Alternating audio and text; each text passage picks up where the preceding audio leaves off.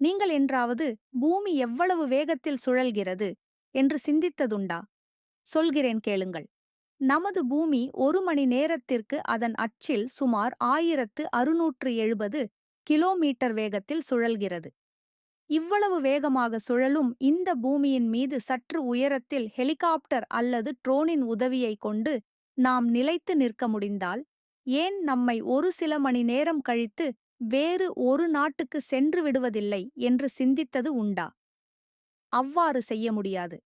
ஏனெனில் நம் பூமியுடன் சேர்ந்து நமது வளிமண்டலமும் சுழல்கிறது.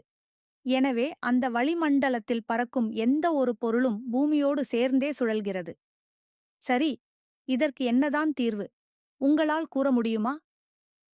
ஆம், நீங்கள் கற்பனை செய்த மாதிரியே ஒரே இடத்தில் நின்று கொண்டிருப்பது சாத்தியமானாலும் அது சுமார் 35,786 கிலோமீட்டர் உயரத்தில் ஜியோஸ்டேஷனரி ஆர்பிட் தான் நடக்கும். ஆனால் ட்ரோன் அங்கே போக முடியாது. ஒருவேளை கற்பனையாக ஒரு ட்ரோன் 35,786 கிலோமீட்டர் தொலைவு மேலே செல்லும் பொழுது, அங்கிருந்து ஒரு நீண்ட கயிறை கட்டி தொங்கவிடும் பொழுது, அதை பிடித்துக் கொண்டோ அதில் உட்கார்ந்து கொண்டு நம்மால் பூமியில் வேகத்திற்கு ஏற்ப நம்மால் பயணம் செய்ய சாத்தியமாம்.